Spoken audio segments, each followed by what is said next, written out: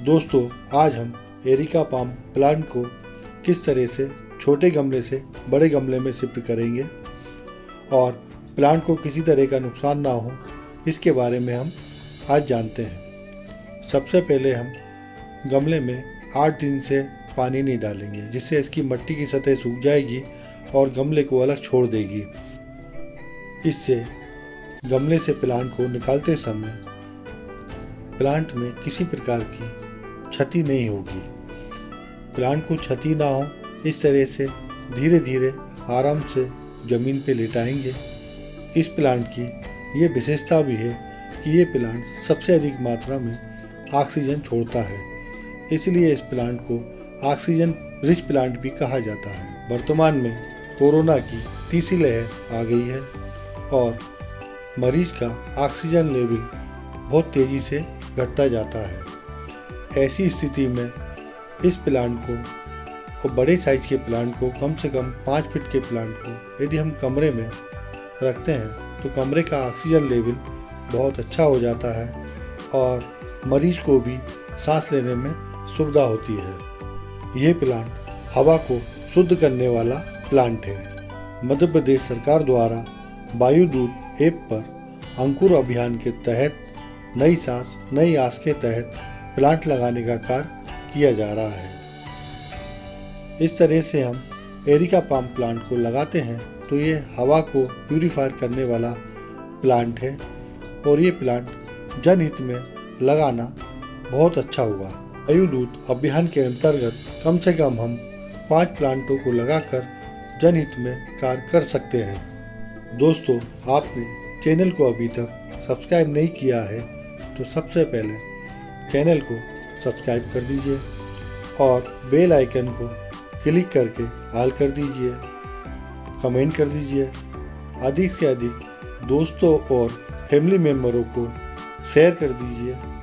हमने areca palm plant को छोटे गमले में लगाया था और एरिका पाम प्लांट की जड़ें पूरे गमले में फैल गई है, मिट्टी एकदम ख़त्म सी हो गई है। ऐसी स्थिति में हम इसे छोटे गमले से बड़े गमले में शिफ्ट कर रहे हैं। छोटे गमले से बड़े गमले में लगाते समय प्लांट को किसी तरह की क्षति ना पहुंचे, इस पे हम जरूर ध्यान देंगे। सबसे पहले हम प्लांट की जड़ों को आसानी से धीरे धीरे बिगर नुकसान के निकालेंगे। ऊपर साइड की मिट्टी धीरे धीरे हम धारदार चीज़ से निकालेंगे और धीरे धीरे ढीला करेंगे। जड़ों को ज़्यादा तोड़ेंगे नहीं और मेन जड़ों को बिल्कुल नहीं तोड़ेंगे। इस तरह से हम निकालना, इस तरह से टाइम लगता है, थोड़ा सा धीरे धीरे निकलता है। सभी जड़ एकदम अलग हो जाती हैं। या तो हम इस तरह से ऐसे निकाल सकते हैं। दूसरा तरीका ये है कि हम इसको पानी से भरे हुए टब में डाल देंगे, मिट्टी अलग हो जाएगी और जड़ धीरे धीरे अलग हो जाएगी। जड़ें बहुत अधिक मात्रा में फैल गई हैं, जिससे प्लांट की ग्रोथ रुक गई थी। इसलिए हमने ये प्लांट को छोटे पॉट से बड़े पॉट में शिफ्ट करने का सोचा है। इस तरह से देखिए, आप बालू की तरह गुच्छेदार जड़ें हैं और जड़ों को हम धीरे धीरे ढीला करके हटाते जा रहे हैं। जो साइड की जड़ें हैं उनको धीरे धीरे हम उसे काटते आ रहे हैं, जिससे कि प्लांट को नुकसान भी ना हो और ये प्लांट गमले में लंबे समय तक जीवित रह सके। और ये प्लांट ऑक्सीजन रिच प्लांट है, इसलिए हम इसको बड़ा सेफ्टी से रखते हैं और नो मेंटेनेंस प्लांट है। इस प्लांट को लगाने के बाद कई सालों तक ये प्लांट चलता रहता है। गमले में लगाते हैं तो हमें इसकी मिट्टी को बदलना होता है और छोटे गमले से बड़े गमले में शिफ्ट करना होता है। यदि इस प्लांट को ज़मीन में लगाते हैं तो इस प्लांट को एक ही जगह बरसों लगा रहने देते हैं, निकालने की आवश्यकता नहीं होती है इसको। एरिका पाम प्लांट सभी तरह की जहरीली गैसों को अवशोषित करके शुद्ध ऑक्सीजन प्रदान करता है, इसलिए इसको ऑक्सीजन रिच प्लांट बोला जाता है। प्लांट की जड़ों को मिट्टी से अलग कर दिया है और जो जड़ें आपस में एक दूसरे में उलझी हुई थी उनको भी सुलझा लिया है, और जो एक्स्ट्रा जड़ें थी उनको भी कट कर दिया गया है, और जो थोड़ी बहुत एक्स्ट्रा जड़ें बची हैं उनको भी कट कर देंगे। कट करने के लिए हमने कैंची का इस्तेमाल किया है, और कैंची से जो एक्स्ट्रा जड़ें हैं उनको काट दिया है। जड़ों को ज़्यादा भी नहीं काटना है, नहीं तो प्लांट मर जाता है। इस तरह से हमने इस प्लांट में से इतनी सारी जड़ों को काट दिया है। इससे प्लांट में स्पेस भी हो गया है और प्लांट को ग्रोथ करने में मदद भी मिलेगी। अब हमने इसकी मिट्टी तैयार करके रखी हुई है। इसमें प्लेन काली मिट्टी, जिसे हम गार्डन सॉइल भी बोल सकते हैं, उसको लिया है इस तरह से बिल्कुल।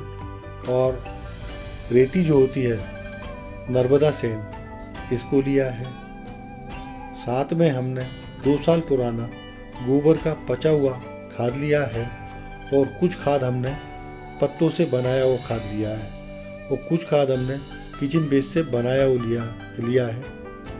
इस तरह से हमने इसकी मिट्टी तैयार की है, और अब हम पूरी मिट्टी के मिश्रण को एक साथ मिला देंगे। थोड़ी हमने नारियल की कोकोपीट ली है। मिट्टी बनाने का रेशो भी हम जान लेते हैं। हमने इसमें प्लेन गार्डन सॉइल, जिसे काली मिट्टी कहते हैं, इसकी मात्रा 40% ली है। 40% हमने 2 साल पुराना गोबर का खाद, पत्तों का खाद, किचन वेस्ट से बनाया हुआ खाद लिया है, इसकी मात्रा 40% है। 10% हमने नर्मदा सैंड ली है, जिसे हम रेत बोलते हैं। 10% में हमने कोकोपीट ली है, और कुछ पत्ते लिए हैं जो पुराने पचे हुए पत्ते थे। इस तरह से हमने पूरे मिश्रण को बनाकर तैयार कर लिया है, और अब हम इसको गमले में आराम से डालेंगे। ये हमने कुछ गोबर के कंडे को गला के भी तैयार किया था, उसको भी हम तोड़ते हुए उसमें मिला दिया है। मिश्रण इस तरह से पतला और अच्छे से मिलाकर तैयार करना चाहिए। इसको हम दोनों हाथों से अच्छी तरीके से पहले मिला रहे हैं सूखा। हमारे पास केमिकल का एक ड्रम पड़ा हुआ था जो घर में बेकार पड़ा था, हम इसका उपयोग कर रहे हैं इस प्लांट को लगाने के लिए। सबसे पहले हमने इसमें 5 छेद कर दिए हैं, और उन छेदों के ऊपर हम एक एक पत्थर का या दिए का टुकड़ा रख देंगे। जिस तरह से मैंने रखे हैं, 5 छेद किए हैं, तो इसमें 5 हम छोटे छोटे टुकड़े रख दे रहे हैं। इस तरह से हमने जमाया है। कुछ मेरे पास टाइल्स के टुकड़े बड़े थे, वो रख दिए। इनके ऊपर हमने थोड़ी सी रेत डाल दी है, जिससे इसमें पानी अंदर भराव रुकेगा नहीं। पानी अपने आप डालते से ही नीचे फिल्टर होके निकल जाएगा। इसके छेद बंद नहीं होते, इसलिए हम इस रेत का इस्तेमाल करते हैं। इस तरह से हमने रेत को डाल दिया है। रेत के बाद हम मट्टी को, जो हमने तैयार किया था, पूरी मिक्स मट्टी को इसमें डालते जाएंगे। इस तरह से हम मट्टी डाल रहे हैं, इसी तरह से मट्टी डालते जाना है। प्लांट के हिसाब से हम नीचे साइड में मट्टी डालते हैं गमले में। इस तरह से मैंने इसमें मट्टी को भर दिया है। मट्टी से करीब में 1/4 मतलब 1/4 भाग भर दूंगा। इसके बाद हम प्लांट को डालकर नापेंगे गमले में। इस तरह से गमले की जो जड़ है पूरी समा रही है। प्लांट को एक हाथ से उठा के रखेंगे अब हम, और दूसरे हाथ से हम गमले में मट्टी डालेंगे। मट्टी डालने के बाद प्लांट को हल्का सा उठाएंगे, जिससे इसकी जड़ों में मट्टी अच्छे से भर जाएगी और प्लांट की जड़ दबेंगी भी नहीं। गमले में प्लांट लगाते समय और मट्टी डालते समय हम इस चीज़ का ध्यान देंगे कि प्लांट की जड़ें अच्छे से अंदर फैली रहें और उनमें मिट्टी अच्छे से भर जाए। मट्टी को भरते समय हम धीरे धीरे एक लकड़ी की मदद से दबाते हुए मिट्टी को अंदर प्रेस करेंगे। मिट्टी को प्रेस करते हुए हम धीरे धीरे इसको भरते जाएंगे। और प्लांट यदि लंबा है तो हम इसको देखेंगे कि गमले में बीच में चारों तरफ से एक बराबर है कि नहीं है। प्लांट टेढ़ा तो नहीं हो रहा है, इसका ध्यान देंगे। इस तरह से हम हिलाएंगे और थोड़ा सा उठाएंगे, जिससे इसमें मिट्टी अच्छे से शिफ्ट हो जाती है और जड़ों को अच्छे से पकड़ लेती है बीच में। इसी तरह से हम पूरा गमला भरते आ रहे हैं। बीच बीच में एक बार हम 2 साल पुराने गोबर की खाद की लेयर भी डालते जा रहे हैं, जिससे हम साल भर तक इस प्लांट की ग्रोथ अच्छे से देख सकें। प्लांट को लगाने के बाद कम से कम हम 8 से 15 दिन तक छाया में रखेंगे। इस प्लांट को हम बिल्कुल भी धूप में नहीं रखेंगे जब तक ये पूरी अच्छी तरह से इसकी जड़ें पकड़ ना लें। इसी तरह से हम पूरे प्लांट को शिफ्ट करेंगे। दोस्तों, इस प्लांट को आप घर में ज़रूर लगाएं। कम से कम ये प्लांट घर में 4-5 लगाएं। एरिका पाल्म प्लांट को हम इंडोर आउटडोर दोनों जगह रख सकते हैं। हम ये भी कह सकते हैं इस प्लांट को हम पूर्ण तरह से छाया में और पूर्ण तरह से धूप में दोनों जगह रख सकते हैं। छाया वाली जगह में लगाने के लिए हमको ब्राइट लाइट की आवश्यकता होती है। ये प्लांट नो मेंटेनेंस प्लांट है। एक बार लगाने के बाद सालों साल चलता है। इस प्लांट के बगल से छोटे छोटे बेबी प्लांट लगते हैं। इसको हम दूसरी जगह शिफ्ट करके नया प्लांट तैयार भी कर सकते हैं। इस प्लांट की मार्केट में कीमत छोटे प्लांट्स जो होते हैं उनकी 50 रुपये है। जो इस साइज का बड़ा प्लांट है इसकी कीमत 500 रुपये से 1000 रुपये तक होती है। ये प्लांट एक बहुत ही अच्छा प्लांट है।